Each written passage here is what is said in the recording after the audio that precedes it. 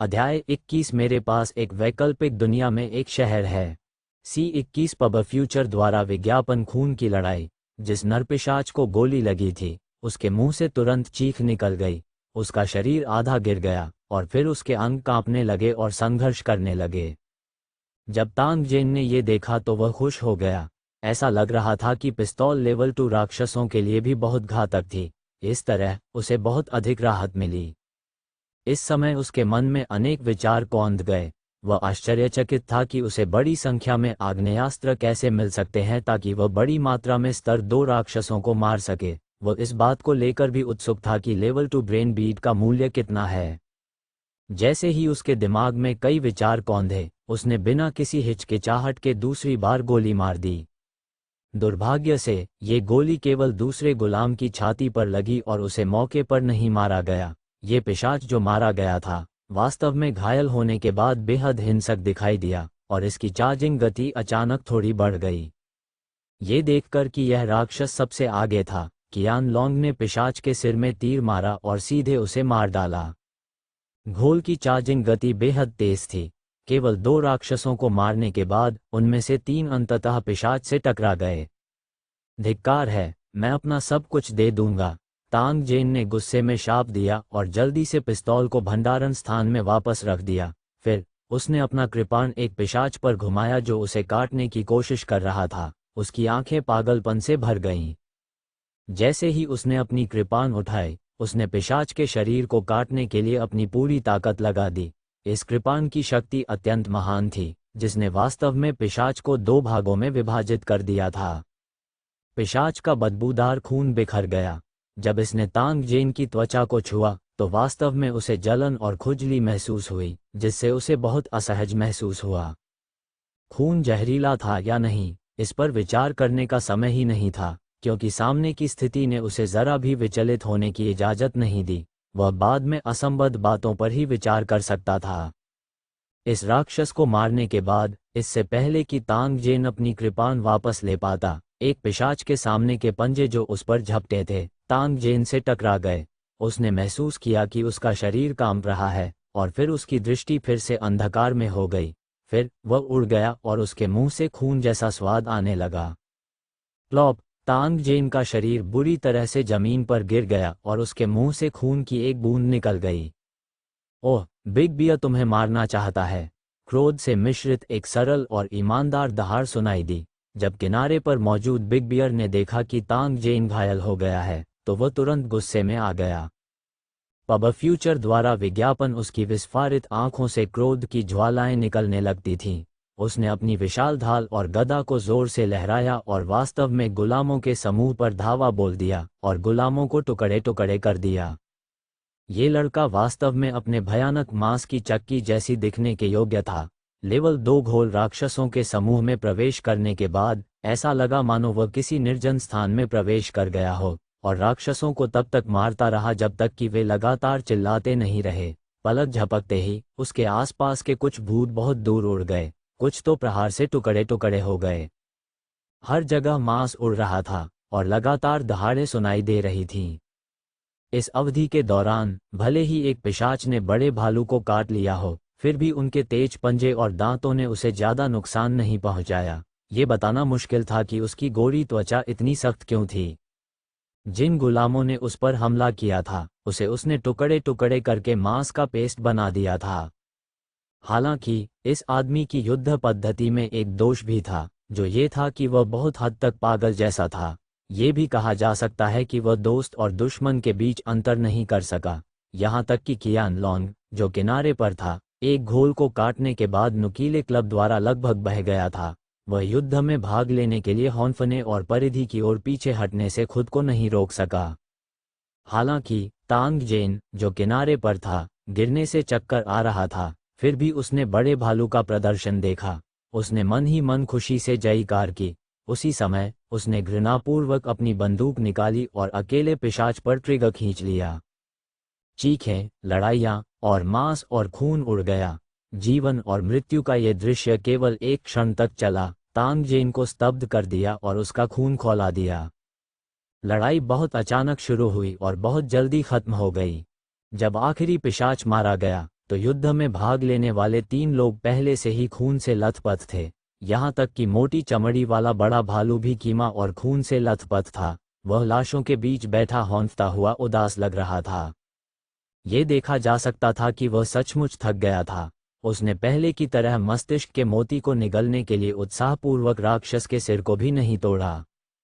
तांग जेन से ज्यादा दूर नहीं, कियान लोंग ने अपनी कृपाण पकड़ रखी थी और धीरे से जमीन पर घुटनों के बल बैठ गया। उसी समय वह जोर से हांफने लगा। वह भी खून से लथपथ था और उसकी छाती पर 1 फुट से भी ज्यादा लंबा भयंकर घाव था। उसका मांस लुढ़का हुआ और लहूलुहान था। घात लगाए एक पिशाच के तेज पंजों ने इसे खरोंच दिया था। ये दृश्य देखकर तांग जेन फूट फूट कर मुस्कुराने से खुद को नहीं रोक सकी। उसने उठने के लिए संघर्ष किया, लेकिन उसे एहसास हुआ कि वह ऐसा बिल्कुल नहीं कर सकता। बड़े भालू, इन भूतों के दिमाग खोदो और उन्हें जमा करो, तो फिर चलो घर चलें। तांग जेन ने कमजोर स्वर में कहा। जब बिग बियर ने यह सुना तो उसने अपने शरीर को अपने बट से हिलाया और गुस्से से अपनी मुट्ठी लहराई और इन राक्षसों के सिर पर जोरदार प्रहार किया। बिग बियर ने एक के बाद एक लेवल 2 के 2 घोल दिमाग निकाले। जैसे ही उसने तीसरे राक्षस का सिर फोड़ने की योजना बनाई, कियान लोंग की अभिव्यक्ति अचानक बदल गई। उसने अपनी निराशा को दूर किया और तेजी से जमीन से ऊपर कूद गया। उसने अपना धनुष झुकाया और दूर की ओर इशारा किया। कौन है भाई, बाहर आओ। पब फ्यूचर द्वारा विज्ञापन ये देखकर तांग जेन का दिल पसीज गया। अब क्या हो? साथ ही उसने पिस्तौल को कसकर भींच लिया और अपनी पूरी ताकत से उसे सीधा कर दिया। फिर वह लड़खड़ाकर उठ खड़ा हुआ। टकराना। तांग जेन ने एक परीक्षण शॉट फायर किया। गोली अंधेरे को भेदते हुए संगमरमर की जमीन से टकराई, जिससे चिंगारी की श्रृंखला उत्पन्न हो गई। बंदूक की गोली के बाद फिर से चुप होने से पहले अंधेरे से आश्चर्य की कुछ चीखें आईं। तांग जेन और अन्य लोगों के भाव बदल गए। उनका पिछला संदेह अब पुष्ट हो गया था। कोई अंधेरे में उनकी जासूसी कर रहा था। तांग जेन का दिल ठंडा हो गया। यदि कोई और समय होता तो वह नहीं डरता, लेकिन इस समय उन तीनों की सहनशक्ति स्पष्ट रूप से समाप्त हो गई थी और वे गंभीर रूप से घायल हो गए थे। अगर दूसरे पक्ष की मंशा खराब होती तो उनकी जान खतरे में पड़ जाती। तांग जेन चिंतित था और उसकी आंखों में अभिव्यक्ति ठंडी और ठंडी होती जा रही थी। वह किसी भी समय जा सकता था, लेकिन कियान लोंग और बिग बियर के बारे में क्या उसे उन्हें पीछे छोड़ देना चाहिए था? तांग जेन जानता था कि वह ऐसा नहीं कर सकता, इसलिए वह केवल अपने दांत पीस सकता था और स्थिति विकसित होने का इंतजार कर सकता था। ताली ताली ताली, कदमों की आहट सुनाई दी और हर कदम तांग जेन की छाती पर हथौड़े से वार करने जैसा था। उनकी नज़र की दिशा में लोगों का एक समूह धीरे धीरे अंधेरे से बाहर चला गया। लोगों के इस समूह के सभी लोगों के हाथों में हथियार थे और उन्होंने गहरे भावों के साथ तांग जेन की दिशा में देखा। जब उसने मुख्य व्यक्ति को देखा, तांग जेन की आंखें थोड़ी झुक गईं, क्योंकि यह व्यक्ति वही दाढ़ी वाला व्यक्ति था जिसे उसने अभी देखा था। दाढ़ी वाले हटे कट्टे आदमी की नज़र जमीन पर पड़े राक्षस के शव पर पड़ी और उसकी आंखों में लालच की झलक दिखाई दी। फिर उसकी नज़र तांग जेन और अन्य 2 की ओर गई। उसने एक पल के लिए उन तीनों को उदासीनता से देखा। तांग जेन की पिस्तौल पर नज़र डालने के बाद दाढ़ी वाले व्यक्ति ने खंडहर से बाहर निकलने का इशारा किया। मोतियों को पीछे छोड़ दो, आप खो सकते हैं। तांग जेन स्तब्ध रह गया। फिर उन्होंने मजाक उड़ाया, कितने बड़े शब्द हैं। तुम्हें मोती चाहिए? जरूर, इसे अपनी ताकत से ले लो। वह बता सकता था कि दाढ़ी वाला आदमी उन तीनों की ताकत से डरता था, खासकर उसके हाथ में पिस्तौल से, इसलिए दूसरा पक्ष बिना लड़े मन का प्राप्त करना चाहता था। हालांकि उसके द्वारा तांग जेन का नेतृत्व कैसे किया जा सकता था, वह जानता था कि अगर उसने इस समय कमजोरी दिखाई तो दाढ़ी वाला आदमी सचमुच हमला कर सकता है। तुम नहीं जानते कि एहसान की सराहना कैसे की जाती है। आप तीनों गंभीर रूप से घायल हैं, फिर भी आप अभी भी विरोध करना चाहते हैं। अध्याय 22। मेरे पास एक वैकल्पिक दुनिया में एक शहर है। C22 जादुई क्रीम। तांग जेन की चोटों से उबरने की गति वास्तव में चौंकाने वाली थी। ऐसी असामान्य स्थिति में ध्यान आकर्षित न करना कठिन था। मुरोंग जियान, कियान लोंग और अन्य लोगों ने भी उसी समय तांग जेन के घाव की असामान्यता देखी। वे दोनों कुछ देर तक इसे देखते रहे और असमंजस और आश्चर्य से एक दूसरे को भी देखते रहे। जाहिर है ये पहली बार था जब दोनों मूल निवासियों को ऐसे जादुई दृश्य का सामना करना पड़ा। मुरोंगजियान ने तांग जेन के घाव को देखा और हैरान भाव से कहा, हालांकि आईवी मरहम कीमती है और वास्तव में उपचार पर चमत्कारी प्रभाव डालता है, लेकिन इसका इतना तत्काल प्रभाव नहीं होता है। ये बिल्कुल पौराणिक दिव्य शक्ति औषधि के समान है। कियान लोंग ने सहमति में सिर हिलाया। जाहिर है उन्होंने उपचार की ऐसी गति कभी नहीं देखी थी। दिव्य शक्ति औषधि। तांग जेन, जो आईवी मरहम के जादुई प्रभाव पर विलाप कर रहा था, ने ऊपर देखा और पूछा, दिव्य शक्ति औषधि क्या है? क्या इसका प्रभाव इस आईवी मरहम के समान ही है? मुरोंगजियान ने सिर हिलाया और तांग जेन के लिए उत्तर दिया, द डिवाइन पावर पोशन एक जादुई दवा है जो एक इमारत से आती है और एक महान फार्मासिस्ट द्वारा परिष्कृत की जाती है। दिव्य शक्ति औषधि के कई जादुई प्रभाव हैं। कुछ विषहरण कर सकते हैं, कुछ युद्ध शक्ति बढ़ा सकते हैं और कुछ चोटों को ठीक कर सकते हैं।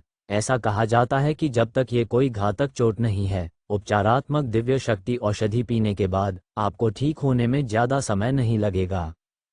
ये देखकर कि तांग जेन अचंभे में था, मुरोंगजियान ने थोड़ा चिल्लाया और कहा, हालांकि दिव्य शक्ति औषधि का प्रभाव अच्छा है, लेकिन कीमत वास्तव में बहुत अधिक है।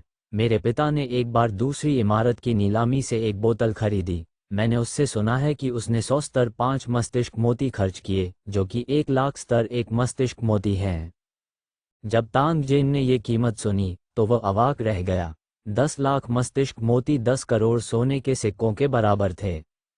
उस स्थिति में क्या भवन स्वामी, जिसने इन दिव्य शक्ति औषधियों को बेचा था, हत्या नहीं कर रहा होगा? उसी समय जब तांग जेन गुप्त रूप से ईर्ष्या महसूस कर रही थी, मुरोंगजियान ने दिव्य शक्ति औषधि के बारे में कुछ अफवाहें भी कहीं जो उसने सुनी थीं। इस अवधि के दौरान उसने तांग जेन को ये भी बताया कि इस तरह के आईवी मरहम को पानी के साथ निगला जा सकता है और आंतरिक चोटों का प्रभावी ढंग से इलाज किया जा सकता है।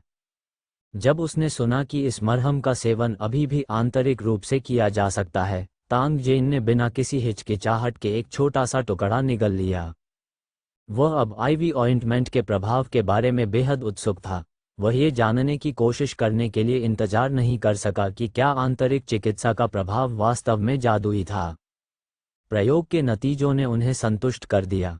उसकी मूल रूप से भरी हुई और दर्द भरी छाती तुरंत बहुत कम हो गई। जब उन्होंने सांस ली तो उनके सीने में इतना दर्द नहीं हुआ। उसी समय तांग जेन को अपने सीने में हवा का एक निशान बहता हुआ महसूस हुआ। उसके बाद एक स्तब्ध और खुजली वाली अनुभूति हुई, जिससे उसे खुजली से राहत पाने के लिए उन्मादी ढंग से दहाड़ने की इच्छा हुई। पब फ्यूचर द्वारा विज्ञापन। एक क्षण बाद तांग जेन को अचानक जोर से खांसी हुई और उसके मुंह से कुछ काले खून के थक्के निकले। तांग जेन के शरीर पर असामान्यताओं की श्रृंखला ने मुरोंगजियान और अन्य लोगों को हैरान कर दिया, लेकिन वह खुद बहुत उत्साहित दिखे, क्योंकि इस मरहम के जादुई प्रभाव ने उन्हें एक सुनहरा रास्ता दिखने लगा। इस दुनिया के अनमोल मरहम का बहुत ही जादुई असर हुआ जब इसे एक वैकल्पिक दुनिया के व्यक्ति तांग जेन पर इस्तेमाल किया गया। उन्हें आश्चर्य हुआ कि क्या इसका अन्य पृथ्वीवासियों पर इतना चमत्कारी प्रभाव पड़ेगा। यदि यह वास्तव में प्रभावी होता तो यह अमीर बनने का एक अच्छा तरीका होता। भले ही यह उसकी मूल दुनिया में बेकार था, फिर भी आपातकालीन स्थिति में कुछ भंडारण करने के लिए यह एक बहुत अच्छी जीवन रक्षक चीज थी। तांग जेन ने भविष्य में इस प्रकार की आईवी के बारे में खबरों पर अधिक ध्यान देने का मन बनाया। यदि उसका सामना हुआ तो उसे इसे पाने के लिए बड़ी कीमत चुकानी पड़ेगी। एक वैकल्पिक दुनिया में जीवित रहना सबसे महत्वपूर्ण चीज थी। उसने उन दोनों से आईवी के बारे में फिर से पूछा, लेकिन उसे बताया गया कि यह पौधा केवल दुर्लभ घाटियों में ही उगता है। उनमें से अधिकांश स्थान बहुत खतरनाक थे और क्रूर राक्षसों ने उन पर कब्जा कर लिया था। ऐसी जगह पर जड़ी बूटियां इकट्ठा करना बहुत बड़ा जोखिम था। चूंकि फार्मासिस्टों वाली कुछ इमारतों ने उन्हें खरीदने के लिए उच्च पुरस्कार की पेशकश की थी, इसलिए घुमक्कड़ अन्वेषण दल अक्सर उन्हें लेने जाते थे। इतने बड़े लाभ के पीछे स्वाभाविक रूप से एक बड़ा जोखिम छिपा हुआ था। ऐसे भी समय थे जब इन पथिक अन्वेषण दलों को राक्षसों द्वारा पूरी तरह से नष्ट कर दिया गया था। इसका कारण ये भी था कि इन जड़ी बूटियों की कीमत बहुत अधिक थी। मुरोंग जियान के हाथ में मरहम कुछ ऐसा था जो उसके पिता के अधीनस्थ अपने साथ ले गए थे जब वह इमारत से भाग गए थे। मूल मालिक मुरोंग जियान के पिता भवन स्वामी थे। जैसे ही वो बोल रही थी, मुरोंग जियान ने कियान लोंग और बिग बियर को दवा लगाने और सावधानीपूर्वक पट्टी बांधने में भी मदद की। कियान लोंग और बिग बियर की चोटों का इलाज होने के बाद वे तीनों बिस्तर पर गिर गए और एक दूसरे को देखने लगे। पहले तो उन्हें कुछ खास महसूस नहीं होता था, लेकिन बिस्तर पर लेटते ही दर्द और थकान एक साथ हमला बोल देते थे। जल्द ही वे सो गए।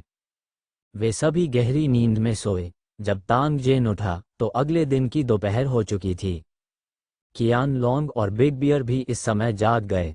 मुरोंग जियान द्वारा पकाया गया मांस दलिया के 2 कटोरे पीने के बाद तांग जेन एक संतुष्ट अभिव्यक्ति के साथ आराम से लेट गया। बिग बियर को एक छोटे बेसिन से दलिया खाते हुए देखकर तांग जेन मुस्कुराया और कियान लांग की ओर देखने लगा। मैंने बस इसके बारे में सोचा, बदला लेने की कोई जल्दी नहीं है। हम उन्हें कुछ दिनों के लिए रहने देंगे। मेरे ठीक होने के बाद आक्रमण करने में अभी देर नहीं हुई है। जब कियान लोंग ने ये सुना तो उसके चेहरे पर अनिच्छा का एक निशान दिखाई दिया, लेकिन वह चुपचाप तांग जेन की बात सुनते ही गायब हो गया। तांग जेन ने कियान लोंग की अभिव्यक्ति पर गौर किया और अनुमान लगाया कि वह अपने दिल में गुस्से को दबा नहीं सकता। हालांकि उन्होंने कुछ नहीं कहा। इसके बजाय वह रुका और जारी रखा, मैं बेचने के लिए सामान का एक बैच प्राप्त करने की योजना बना रहा हूं। मैं इससे परिचित नहीं हूं, इसलिए आप इस मामले के प्रभारी होंगे। सामान बेचते समय यदि आप विश्वसनीय अधीनस्थों के एक बैच की भर्ती करते हैं तो ये सबसे अच्छा है। मैं उपकरण का प्रभारी रहूंगा। तांग जेन ने गहरी सांस ली और धीरे धीरे सांस छोड़ी। उन्होंने कहा, हमारे पास बहुत कम लोग हैं। इस तरह लड़ना बहुत नुकसानदेह है। भविष्य में अगर हम कोई इमारत बनाएंगे तो हमें और लोगों की भर्ती करनी होगी, इसलिए इस मामले को जल्द से जल्द निपटाया जाना चाहिए। कियान लांग को पट्टियों में लपेटा गया था। वह बिस्तर के किनारे झुक गया और चुपचाप सिर हिलाया। हालांकि उनकी अभिव्यक्ति बहुत शांत लग रही थी, तांग जेन को लगा कि वह अपने दिल में गुस्से की लहर को दबा रहे हैं। यदि यह तथ्य नहीं होता कि तांग जेन ने बाद में बदला लेने का फैसला किया था, तो शायद वह अब दाढ़ी वाले आदमी से बदला लेने गया होता। दूसरी ओर बिग बियर को इसकी बिल्कुल भी परवाह नहीं थी। हालांकि वह भी घायल हो गया था। वह खुशी से उस खिलौने से खेल रहा था जो तांग जेन अपने साथ लाया था। उनका रूखा लेकिन सावधान रूप देखकर यह काफी मजाक लगा। चर्चा के बाद तांग जेन बिस्तर पर लेटा हुआ था और गुफा की ओर देखकर अचंभित लग रहा था। वास्तव में उसने 2 स्तर 2 मस्तिष्क मोतियों को अवशोषित कर लिया था जिन्हें बिग बियर वापस लाया था। जैसा कि उसने अनुमान लगाया था, इन 2 स्तर 2 राक्षस मस्तिष्क मोतियों का आदान प्रदान 200 सोने के सिक्कों के लिए किया गया था और विनिमय अनुपात 1 से 100 था। इस विनिमय अनुपात को देखकर तांग जेन को तुरंत अपने दिल में अतुलनीय दर्द महसूस हुआ और दाढ़ी वाले आदमी के प्रति उसकी नफरत थोड़ी बढ़ गई। वर्तमान तांग जेन के लिए सोने के सिक्के सुरक्षा और युद्ध शक्ति में वृद्धि का प्रतिनिधित्व करते थे। हर हार से उसका दिल दुखता था। पहले मिले अपमान और धमकी के साथ दाढ़ी वाले आदमी के प्रति उसकी नफरत कियान लोंग से बहुत कम नहीं थी। स्वास्थ्य लाभ के दिन बोरियत का प्रतिनिधित्व करते थे। सौभाग्य से मुरोंग जियान के आईवी मरहम का चमत्कारी प्रभाव पड़ा। तांग जेन को स्वतंत्र रूप से चलने में केवल 3 दिन लगे। आज सुबह सुबह वह कुछ देर ताजी हवा में सांस लेने के लिए गुफा के बाहर आया। फिर उन्होंने मुरोंग जियान को घायलों की अच्छी देखभाल करने का निर्देश दिया। उसने अपने उपकरण ठीक किए और धीरे धीरे शिविर से बाहर चला गया। आधे घंटे बाद तांग जेन ने अपने घर वापस टेलीपोर्ट किया। अपने मन में इस भावना को दूर करने के बाद कि यह सब एक जीवन भर पहले जैसा लग रहा था, तांग जेन ने धीरे धीरे जाने से पहले घर को धोया और साफ किया। वह कार को उपनगरों के पास एक जगह पर ले गया। उसे याद आया कि पिछले दिनों जब वह यहाँ से गुजरा था तो उसने यहाँ कई लोहार देखे थे। कार से बाहर निकलने और घूमने के बाद तांग जेन ने एक लोहार की दुकान चुनी और अंदर चला गया। इस समय लोहार की दुकान पर कोई ग्राहक नहीं था। बड़ी दाढ़ी वाला एक मजबूत अधेड़ उम्र का आदमी सिंगलेट पहने हुए था और मेज पर बैठकर बियर पी रहा था और सूअर की टट्टियां खा रहा था। जब उसने तांग जेन को प्रवेश करते देखा तो उसने अपना मुंह पोंछने के लिए हाथ बढ़ाया और तेज आवाज में बोला, भाई क्या कर रहे हो? मैं कार के टुकड़ों का उपयोग करके 100 कृपाण बनाना चाहता हूँ, क्या आप ये कर सकते हैं? तांगजेन ने लोहार की दुकान की सजावट पर नजर डाली और पूछने के लिए मुड़ा, आपको इतने सारे कृपाण क्यों चाहिए? उस आदमी ने ध्यान से तांगजेन का आकार मापा और पूछा, मैं एक ताओबाओ स्टोर खोलना चाहता हूं जो तलवारें बेचने में माहिर हो, क्या आप ऑनलाइन शॉपिंग के बारे में कुछ जानते हैं? तांगजेन को यह महसूस नहीं हुआ कि दूसरी पार्टी लंबी सोच वाली थी, इसके बजाय उन्होंने लापरवाही से समझाया। वह आदमी खड़ा हुआ और बियर का आखिरी घूंट लिया। वह आगे बढ़ा और सिर हिलाया, जरूरी नहीं कि दूसरे लोग आपकी नौकरी ले लें, मैं इसे ले सकता हूं, लेकिन कीमत सस्ती नहीं है, क्या आप इच्छुक हैं? मुझे ये करना होगा, पहले मुझे कीमत बताओ। दोनों पक्षों के कीमत पर सहमत होने के बाद तांगजेन ने अपना अनुरोध उठाया और जल्द से जल्द सामान मिलने की उम्मीद की। उसी समय तांगजेन ने दूसरे पक्ष से वादा किया कि यदि गुणवत्ता अच्छी होगी तो वह भविष्य में अपना काम उसे सौंप देगा। जमा राशि का एक हिस्सा चुकाने और सामान इकट्ठा करने के लिए अनुमानित समय की व्यवस्था करने के बाद तांगजेन ने लोहार की दुकान छोड़ दी। दिन भर खुद को व्यस्त रखने के बाद तांगजेन, जिसे थोड़ी भूख लगी थी, उसे अचानक मालतांग बेचने वाली एक छोटी सी दुकान मिल गई। प्रवेश करने और एक हिस्सा चुनने के बाद वह मेज पर बैठ गया और इंतजार करने लगा। दोपहर के समय रेस्तरां में काफ़ी भीड़ थी। रेस्तरां में 10 से अधिक टेबलें तुरंत ग्राहकों से भर गईं, जिनमें से अधिकांश युवा थे। जिस मेज पर तांगजेन बैठी थी, वहां 3 लड़कियां भी थीं जो छात्रों की तरह लग रही थीं। वे उन विषयों पर बातचीत कर रहे थे जिनमें उनकी रुचि थी।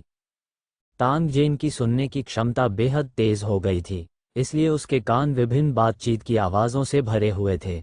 वे जिस फैशन विषय पर चर्चा कर रहे थे, उसे सुनकर तांगजेन को लगा कि वह थोड़ा बूढ़ा लग रहा है, लेकिन वास्तव में वह केवल अपने शुरुआती 20वें वर्ष में था। उसने मन ही मन आह भरी। जैसे ही मालतांग तैयार हुआ, तांगजेन ने नंबर प्लेट लाकर खाना शुरू कर दिया। क्योंकि वह भूखा था, तांगजेन ने जल्दी से अपना खाना खत्म किया और जाने से पहले अपना मुंह पोंछ लिया। उसी समय जब वह चला गया, उसी टेबल पर मौजूद 3 लड़कियों ने भी बिल का भुगतान किया और तांगजेन के पीछे पीछे चली गईं। तांगजेन ने चलते समय कुछ सोचा। उसने छोटे छोटे कदम उठाए और सड़क पार करने की योजना बनाई, लेकिन इसी समय उसने अचानक एक धीमी आवाज सुनी, जिसके बाद एक तेज ब्रेक और चीख सुनाई दी। वह पीछे मुड़ा और देखा कि एक ऑफ रोड वाहन अचानक सड़क के बीच में खड़ा हो गया। वह टेढ़ी मेढ़ी गाड़ी चला रहा था और पागलों की तरह उस पर हमला कर रहा था। पब फ्यूचर द्वारा विज्ञापन को फायदान आपके लिए और अधिक अध्याय लाने में सहायता के लिए हमारा समर्थन करें। संपर्क करें टॉस साइट मैप दान करें। अध्याय 23 मेरे पास एक वैकल्पिक दुनिया में एक शहर है। C23 बचाव। एसयूवी को देखते हुए जो नियंत्रण खो चुकी थी और उसकी ओर दौड़ रही थी, तांगजेन को तुरंत लगा कि उसकी खोपड़ी फट गई है। उसके दिल में खतरे की भारी भावना उमड़ पड़ी और वह चकमा देने के लिए एक और कूदना चाहता था। उसकी वर्तमान प्रतिक्रिया गति और विस्फोटक शक्ति के साथ उसके लिए इस एसयूवी से बचना कोई समस्या नहीं होनी चाहिए।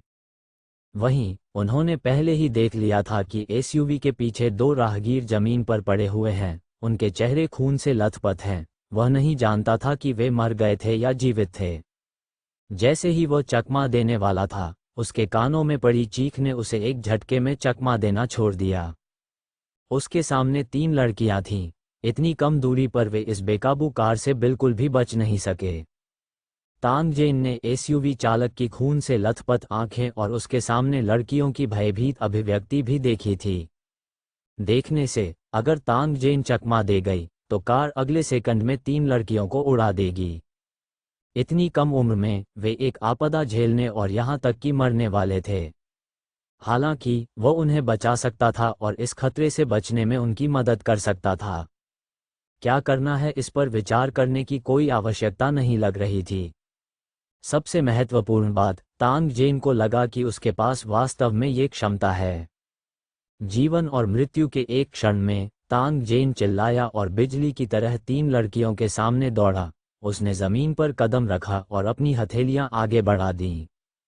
उसके शरीर पर सेल फोन चमका और एक रहस्यमय शक्ति प्रकट हुई, लेकिन तांग जेन ने बिल्कुल भी ध्यान नहीं दिया। टकराना। दबी दबी आवाज के बाद लड़कियों को उड़ाकर भेजने का दृश्य नहीं हुआ। इसके बजाय घटनाओं का एक चमत्कारी मोड़ आया।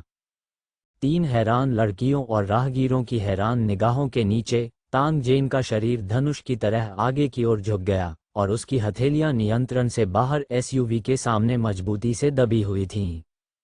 इसने वास्तव में इस अनियंत्रित कार को रुकने पर मजबूर कर दिया।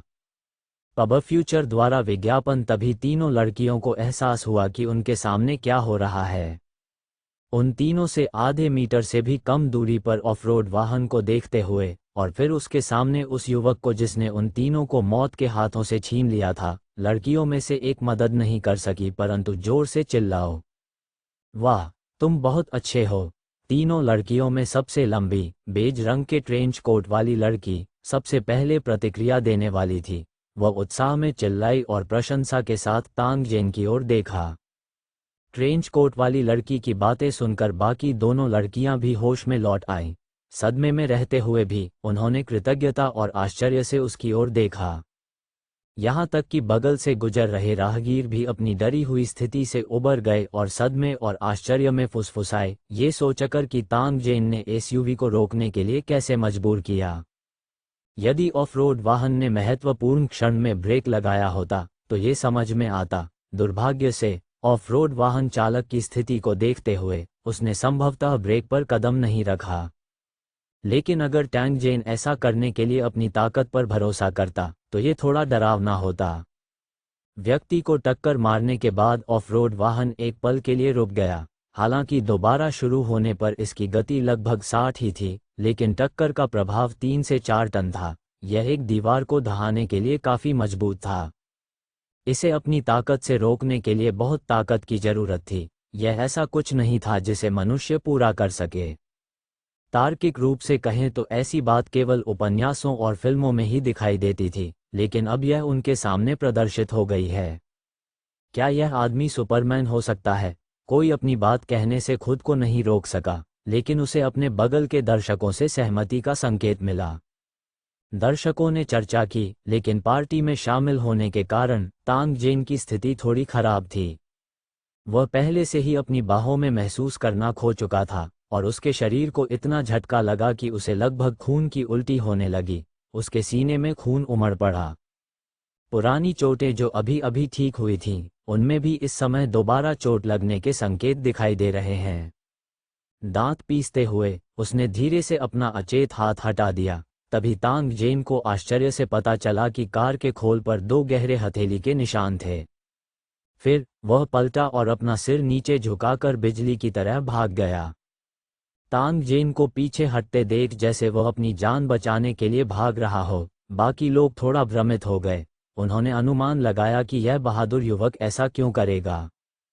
तीनों लड़कियों ने कार में हथेली का निशान देखा और आश्चर्य से एक दूसरे को देखा। उनके चेहरे अविश्वास से भर गए। तांग जेन कुछ देर तक दौड़ा, ये देखकर कि कोई उसकी ओर ध्यान नहीं दे रहा है। उसने लापरवाही से एक टैक्सी बुला ली। कार का दरवाज़ा बंद करने के बाद वह टैक्सी लेकर घर चला गया। तांग जेन, जो बिस्तर पर लेटा हुआ था, को अपनी बाहों और छाती में अत्यधिक दर्द महसूस हुआ, जैसे कि उसकी हड्डियां पहले ही इंच दर इंच टूट गई हों। एक चुभने वाले दर्द ने उसे ठंडे पसीने से तरबतर कर दिया। हालांकि उन्हें बहुत खुशी भी हुई। यदि यह इस तथ्य के लिए नहीं होता कि उसने अगले स्तर तक आगे बढ़ने के लिए मनका को अवशोषित कर लिया था और उसके शरीर में परिवर्तन हो गया था, तो शायद उसे आज एक कार द्वारा उड़ान भरते हुए भेजा गया होता। परिणाम या तो मृत्यु या विकलांगता कहा जा सकता है। इसके अलावा उन्होंने एक ही समय में 3 अनमोल जिंदगियां भी बचाई थीं। भले ही वह इसके कारण घायल हो गया, तांग जेन को इसका बिल्कुल भी अफसोस नहीं हुआ। हालांकि उसे नहीं पता था कि यदि उसके सेल फोन की मदद नहीं होती तो वह अब अस्पताल में पड़ा होता। आईवी मरहम का एक टुकड़ा निगलने के बाद कड़वे और सुगंधित स्वाद ने तांग जेन को बहुत बेहतर महसूस कराया। जैसे जैसे समय बीतता गया, उनके शरीर का दर्द धीरे धीरे कम होता गया। थका हुआ तांग जेन वास्तव में धीरे धीरे सो गया। जब वो अगली सुबह उठा तो उसे ये जानकर आश्चर्य हुआ कि उसकी सामान्य गतिविधियों पर अब कोई प्रभाव नहीं पड़ा। सावधानीपूर्वक जांच करने और यह पुष्टि करने के बाद कि उसके शरीर में कुछ भी गड़बड़ नहीं है, तांग जेन को राहत मिली। साथ ही उसने चुपके से आह भरी, यह आईवी मरहम वास्तव में जादुई था। उनकी गंभीर चोटें वास्तव में रात भर में ठीक हो गईं। चिंता को अपने दिल में रखते हुए तांग जेन ने समय की गणना की और अचानक महसूस किया कि हर महीने कर्ज चुकाने का समय आ गया है। उसने अपना सेल फोन निकाला और उसे पलटा। तांग जेन किसी संपर्क का नाम ढूंढना चाहता था, तभी उसे एहसास हुआ कि उसका सेल फोन इस्तेमाल नहीं किया जा सकता। तभी तांग जेन को अचानक याद आया कि उसका सेल फोन पहले ही बदल चुका था। अगर वह कॉल कर सके तो यह अजीब होगा। मैं हाल ही में बहुत व्यस्त रहा हूं, मैं इस बारे में कैसे भूल सकता था? तांग जेन थोड़ा नाराज था। इसमें कोई आश्चर्य नहीं कि जब भी वह लौटा तो किसी ने उसे फोन नहीं किया और न ही कोई संदेश भेजा। ये वास्तव में इस वजह से था। कॉल करने में असमर्थ तांग जेन केवल बाहर जा सकती थी और दूसरा सेल फोन खरीद सकती थी। फिर उसने वह नंबर डायल किया जो उसने पहले याद किया था। अंकल सन, मैं लिटिल यी हूँ। आप किस काम में व्यस्त हैं? आप कहाँ हैं? ठीक है, मैं तुरंत वहाँ जाता हूँ। फोन रखने के बाद तांग जेन एक टैक्सी में बैठ गया और एक स्थानीय मॉल की ओर चला गया जिसका नवीनीकरण किया जा रहा था। कार से बाहर निकलने और उसे आकार देने के बाद तांग जेन को प्रवेश द्वार मिल गया। उन्होंने हर जगह नवीकरण सामग्री से परहेज किया और तीसरी मंजिल पर चले गए जिसका नवीकरण चल रहा था। दूसरे पक्ष द्वारा बताए गए स्थान के अनुसार कुछ मिनटों तक खोज करने के बाद उसने अंततः अंकल सन को धूल में ढका हुआ देखा। जोर से अभिवादन करने के बाद अंकल सन ने तांग जेन को भी देखा। उसने अपने सिर का पसीना पोंछा और आगे बढ़ गया। लिटिल टैंग, तुम यहाँ हो? अंकल सन, जो फटे हुए काम के कपड़े पहने हुए थे, तांग जेन को देखकर मुस्कुराए, लेकिन इससे उनके चेहरे पर झुर्रियां और भी स्पष्ट हो गईं। तांग जेन ने अपने दिल में आह भरी। उसका पालक पिता वास्तव में कूड़े का एक टुकड़ा था। उसने वास्तव में अंकल सन, इस ईमानदार व्यक्ति को उसकी कड़ी मेहनत के लिए धोखा दिया। अंकल सन एक अच्छे इंसान थे। तांग जेन के पड़ोसी, जब वे छोटे थे और उनकी बहन भूखे थे तो अंकल सन अक्सर उन्हें खाने के लिए घर बुलाते थे। वह भाई बहनों के साथ ऐसा व्यवहार करता था मानो वे उसके अपने बच्चे हों।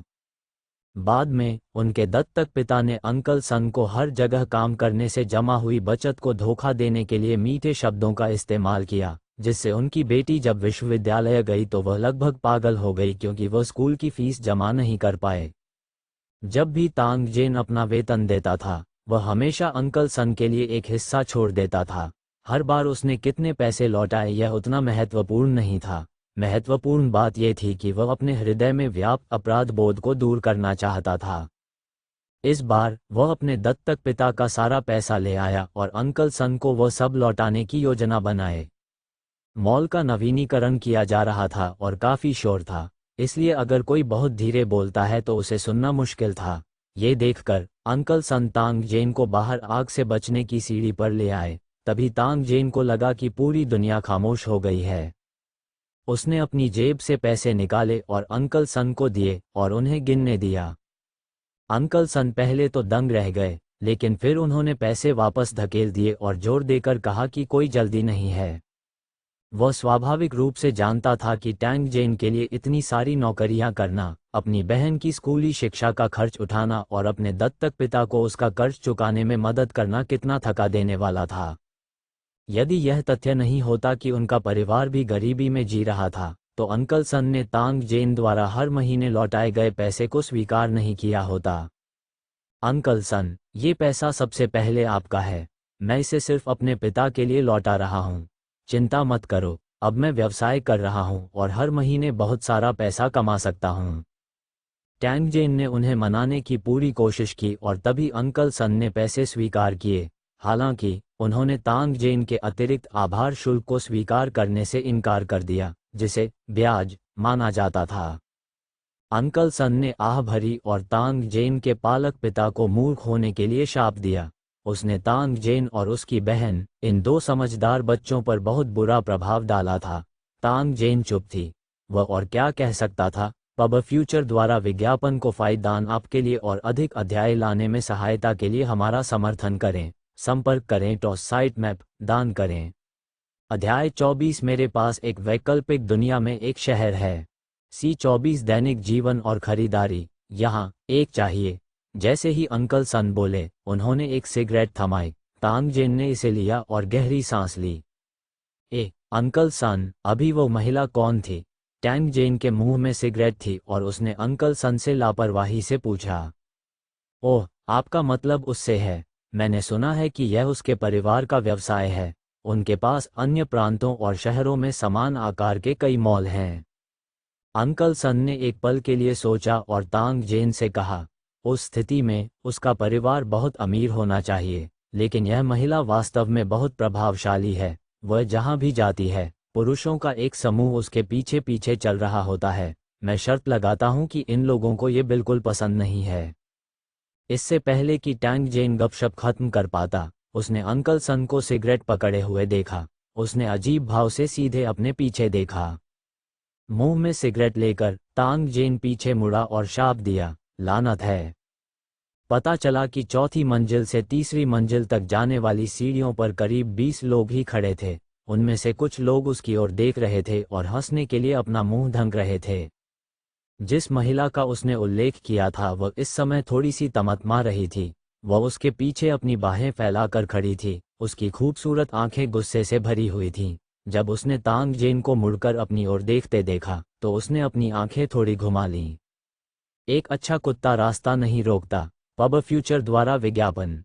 शायद यह एक भ्रम था, लेकिन ऐसा लगता है कि तांग जेन ने महिला को ये बात कहते हुए सुना था।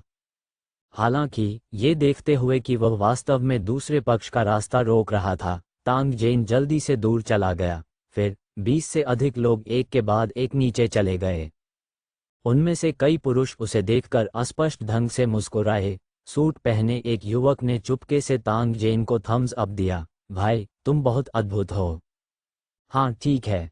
दूसरों की पीठ पीछे उनके बारे में बात करते हुए पकड़े जाने पर अजीब महसूस न करना असंभव था।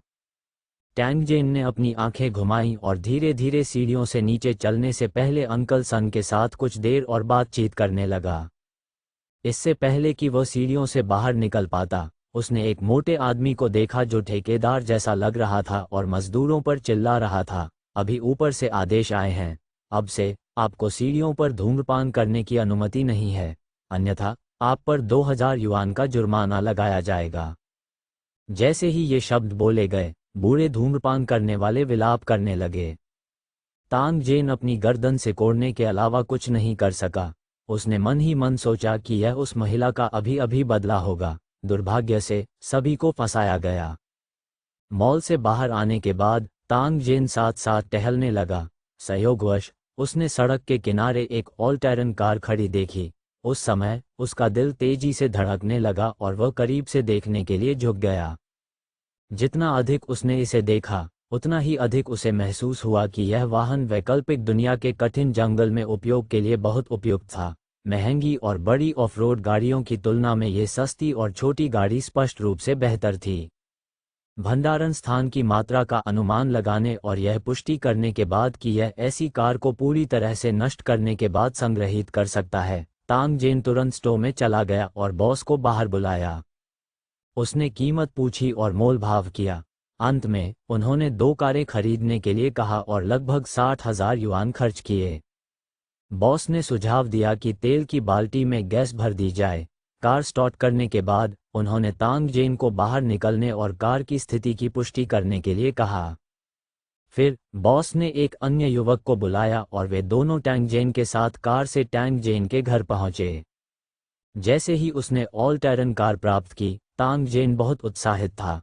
एक कार को आंगन में लॉक करने के बाद वह दूसरी कार को सीधे उपनगर के पार्क में ले गया। सड़क पर ट्रैफिक से गुजरने और विभिन्न तरीकों से कार चलाने का अनुभव करने के बाद तांग जेन को विशेष रूप से अच्छा महसूस हुआ। एक एसयूवी उसके साथ साथ चल रही थी। खिड़की धीरे धीरे नीचे की ओर लुढ़की, जिससे जू फैंग का परेशान चेहरा सामने आ गया। तांग जेन को एक ऑल टेरन कार चलाते हुए देखकर जू फैंग आश्चर्य से मुस्कुराया। फिर उसने अपना सिर बाहर निकाला और चिल्लाया, बच्चे, क्या तुम थोड़ा और गंभीर हो सकते हो? जल्दी करो और अपने पिता का कर्ज चुकाने के लिए पैसे कमाने के लिए ईंटें हटाओ। जू फैंग के मुंह में सिगरेट थी और उसने एक हाथ से स्टीयरिंग व्हील पकड़ रखा था। खो जाओ और खेलो, मेरे पास आपके लिए समय नहीं है। जू फैंग ने तांग जेन पर सिगरेट का बट फेंका, लेकिन यह उसे नहीं लगा। अपनी आंखें घुमाते हुए जू फैंग ने तांग जेन की ओर इशारा किया और धूर्त मुस्कान के साथ कहा, मैं तुम्हें एक लड़की से क्यों नहीं मिलवाता, आप उसे पार्क में ला सकते हैं। हे। जब तांग जेन ने ये सुना तो उसने जू फैंग की कार में सामने वाली यात्री सीट पर नजर डाली। एक खूबसूरत महिला वहां बैठी थी और अपने सेल फोन से खेलने पर ध्यान केंद्रित कर रही थी। इस समय एक चुलबुली और खूबसूरत महिला के साथ उपनगरीय पार्क में गाड़ी चलाते हुए एक मूर्ख को भी पता था कि वह क्या करने जा रहा है। तांग जेन इस आदमी की परवाह करने के मूड में नहीं थी जो पूरे दिन वासना में डूबा रहता था। वह खुश हुआ और बाहर चला गया। टीस्क, नैतिकता, ये देखकर जू फैंग ने थूक दिया। जिस एसयूवी में वह बैठा था उसने भी गति पकड़नी शुरू कर दी, जिससे तांग जेन को धूल का कौर खाना पड़ा। लानत है। तांग जेन के शाप देने के बाद उसने अब दूर के ऑफ रोड वाहन पर ध्यान नहीं दिया। इसके बजाय उन्होंने कार के प्रदर्शन का परीक्षण करने की इच्छा रखते हुए यात्रा करने के लिए विशेष रूप से उबड़ खाबड़ इलाके को चुना। ये जानना जरूरी था कि यद्यपि वैकल्पिक दुनिया का जंगल कठिन था, लेकिन अधिकांश जमीन अभी भी ऊबड़ खाबड़ थी और घास फूस से भरी हुई थी। यह अभी भी अनिश्चित था कि क्या ये कार अनुकूलित हो सकेगी। तांग जेन ने हर जगह कार की सवारी की। वह पहाड़ी पर, खाई में, रेत में और घास में गया। उन्होंने अच्छा समय बिताया और कार के प्रदर्शन से काफी संतुष्ट थे। ये देखते हुए कि शाम के 9 बज रहे थे और पार्क शहर से कुछ दूरी पर था, तांग जेन ऑल्टैरन कार में सवार हो गए और सीधे पहाड़ से नीचे चले गए। घर लौटने के बाद वह सबसे पहले नहाया और नहाने से पहले साधारण भोजन किया।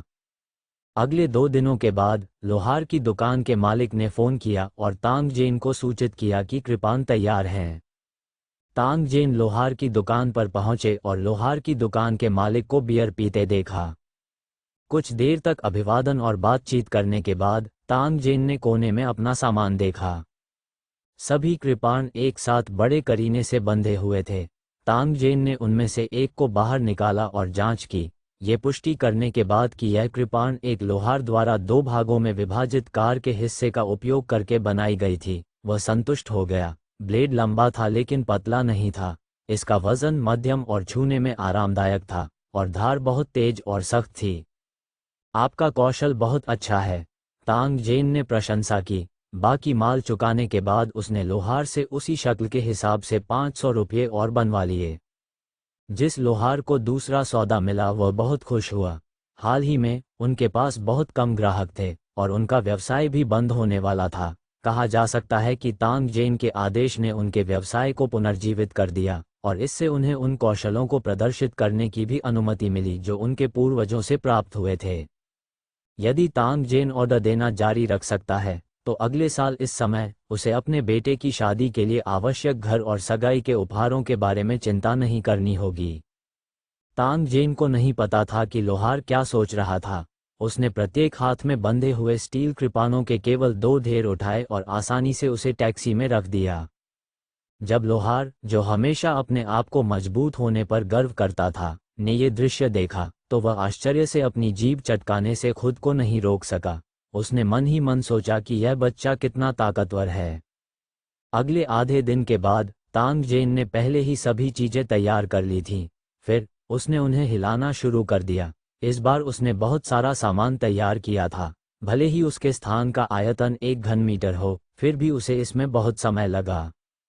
उसने इन हथियारों को गड्ढे में छिपा दिया और यह सुनिश्चित करने के लिए सावधानी से छिपा दिया कि रास्ते से गुजरने वाले किसी भी अजनबी को ये न दिखें। जब वह अगली बार वापस लौटा तो वह इन स्टील ब्लेडों को वॉन्डर मार्केट में वापस ले जाने के लिए कियान लॉन्ग का नेतृत्व करेगा। इन चीजों को खत्म करने के बाद तांग जेन ने घर वापस टेलीपोर्ट किया। पब फ्यूचर द्वारा विज्ञापन। अध्याय 25। मेरे पास एक वैकल्पिक दुनिया में एक शहर है। C25 अजीब।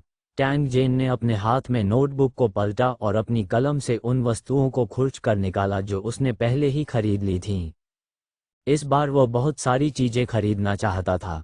यह अवश्यंभावी था कि यदि वह उन्हें अकेले अपनी यादों के साथ खरीदना चाहेगा तो गलतियां होंगी, इसलिए उसने उन वस्तुओं को एक एक करके रिकॉर्ड किया जिन्हें वह खरीदने के लिए तैयार था।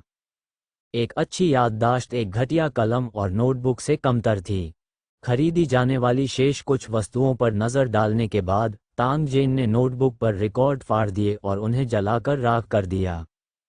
कागज़ की धूल को धोने के लिए शौचालय में फेंकने के बाद उसने और अधिक खरीदने के लिए बाजार जाने की योजना बनाई। वास्तव में टैंग जेन द्वारा खरीदी गई वस्तुओं में कोई पैटर्न नहीं था।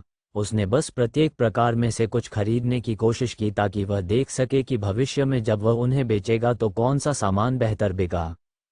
वह बाजार में खरीदारी के लिए सामान का चयन कर रहा था।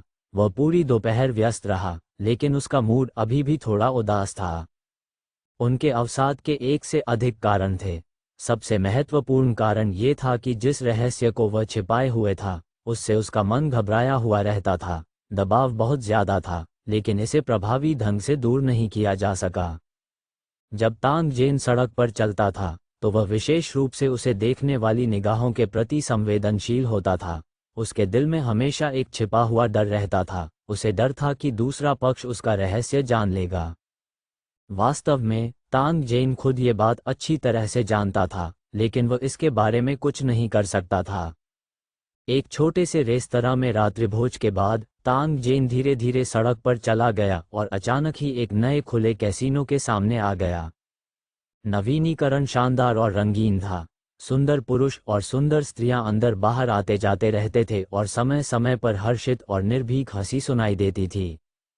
इस हंसी की खुशी ने तांग जेन को स्तब्ध कर दिया। एक पल की झिझक के बाद तांग जेन अंदर चली गई। कैसीनो बाहरी वातावरण से बिल्कुल अलग दुनिया था। चकाचौंध रोशनी के नीचे बहरा कर देने वाली लय उसके कानों में भर गई। केवल इसी क्षण और स्थान पर लोग उन भावनाओं को प्रकट कर सकते हैं जिन्हें वे आमतौर पर जारी नहीं कर पाते। संगीत ने लोगों के लिए यहाँ की लय का आंख बंद करके अनुसरण करना और मानव स्वभाव के जंगली पक्ष को जी भर कर दिखाना आसान बना दिया। कुछ देर तक दरवाजे पर खड़े रहने के बाद तांग जेन फिर भी अंदर चला गया। पब फ्यूचर द्वारा विज्ञापन। तांग जेन ने शराब की कुछ बोतलें मांगी और कोने में एक मेज पर बैठ गया। जैसे ही उसने धीरे धीरे अपने कप में शराब पी, तांग जेन ने डांस फ्लोर पर विभिन्न पुरुषों और महिलाओं को देखा, लेकिन उसे लगा कि ये दुनिया उसकी दुनिया से बहुत अलग थी। दो दुनियाओं के बीच की यात्रा, जीवन और मृत्यु के बीच संघर्ष और इस दौरान का अनुभव एक व्यक्ति को पूरी तरह से बदलने के लिए पर्याप्त था।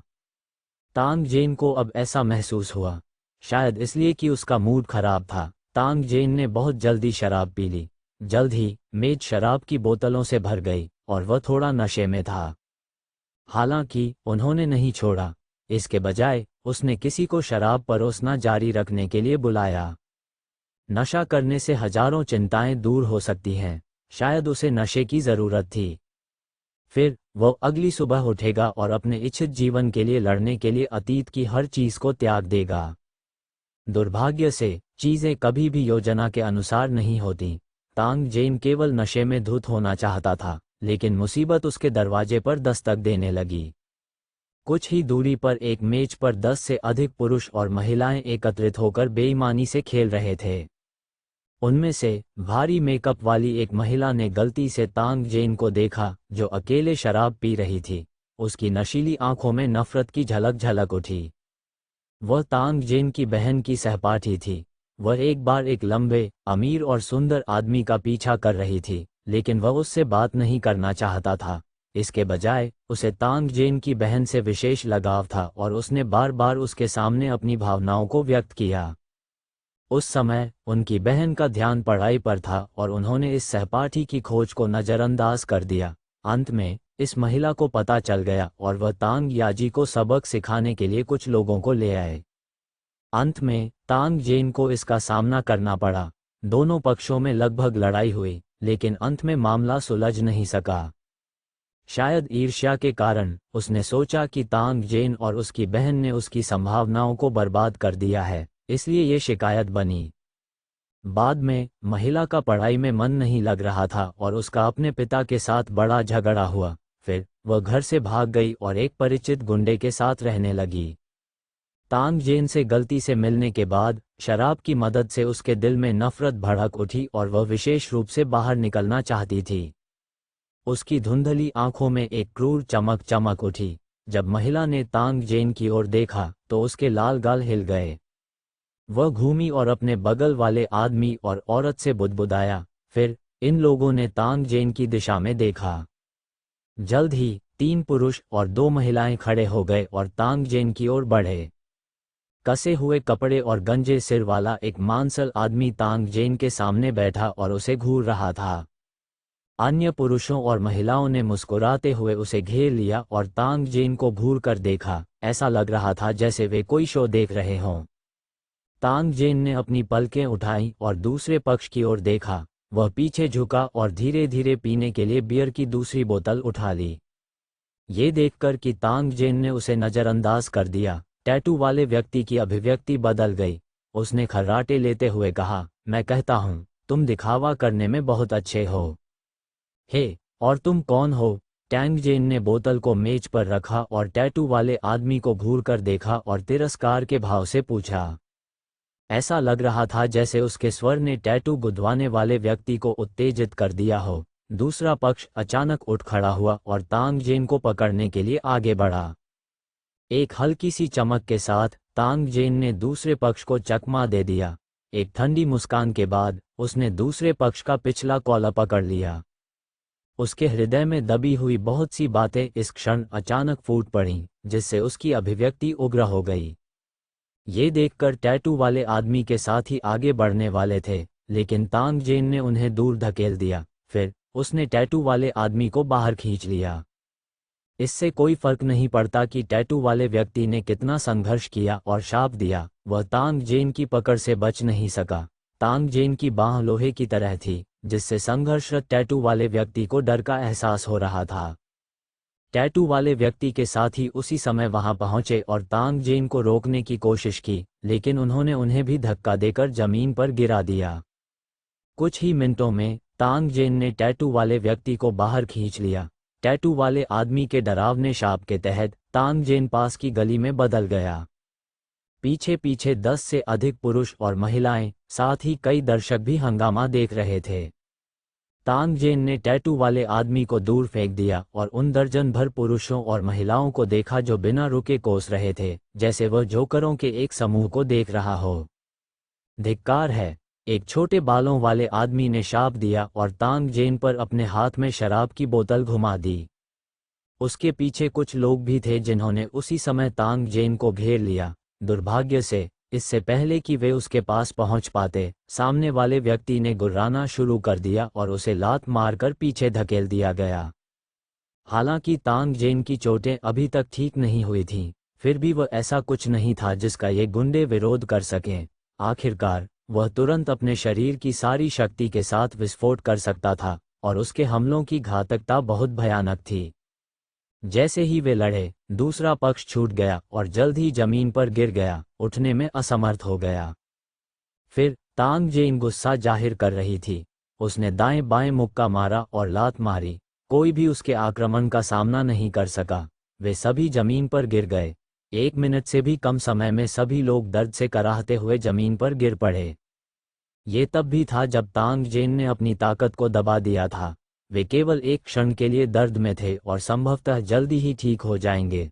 आखिरकार, अगर तांग जेन बाहर चला गया होता, तो निश्चित रूप से इस समय वे सभी लाशें होते। तांग जेन ने आह भरी और जमीन पर लुढ़कती आकृतियों को देखा। उसे बहुत अधिक आराम महसूस हुआ। हैरान दर्शकों को नज़रअंदाज करते हुए तांग जेन धीरे धीरे महिलाओं में से एक के सामने चली गई और उसे चिढ़ाने वाली निगाहों से देखा। दूसरे पक्ष द्वारा उसकी निगाहों से बचने के बाद तांग जेन अचानक बाहर पहुंचा और दूसरे पक्ष के चेहरे पर चुटकी काट ली। उन्होंने मजाकिया लहजे में कहा, तुम्हारा नाम है लिटिल फेई, है ना? अगली बार ऐसा दोबारा मत करना, नहीं तो मैं विनम्र नहीं रहूंगा। उसके मुंह के कोनों पर एक ठंडी मुस्कान उभर आई। टैंग जेन का मुंह शराब की गंध से भर गया था क्योंकि वह भीड़ को धक्का देकर दूर चला गया। अगली सुबह तांग जेन, जो अपनी नींद से जागा, उसे याद आया कि कल रात क्या हुआ था और वह मदद नहीं कर सका, लेकिन कड़वाहट से शाप दिया। पहले वह कम प्रोफाइल रखने पर ध्यान केंद्रित कर रहा था, लेकिन अंत में शराब पीने से चीजें और खराब हो गईं। अब वह चाहकर भी कम प्रोफाइल नहीं रख सकता था। हालांकि चूंकि यह पहले ही हो चुका था, इसलिए उसने प्रकृति को अपना काम करने दिया। तांग जेन ने पहले ही अपना मन बना लिया था। एक बार जब मूल दुनिया में किसी को उसका रहस्य पता चल गया, तो वह केवल उन्हें हमेशा के लिए बंद करने का विकल्प चुन सकता था। अपने सुन्न सिर को रगड़ते हुए तांग जेन ने अपना चेहरा ठंडे पानी से धोया। एक पल झिझकने के बाद उसने अपना फोन निकाला। संपर्क जू फैंग था। इसकी मदद नहीं की जा सकी। इस बच्चे के कानून के दोनों पक्षों के साथ अच्छे संबंध थे। उसके बारे में कई चीजें वास्तव में उसकी मदद के बिना नहीं की जा सकती थीं। उसी समय जब तांग जेन ने कॉल किया, जू फैंग एक खूबसूरत युवा महिला के साथ कार के शॉक अवशोषक के प्रभाव का परीक्षण कर रहा था।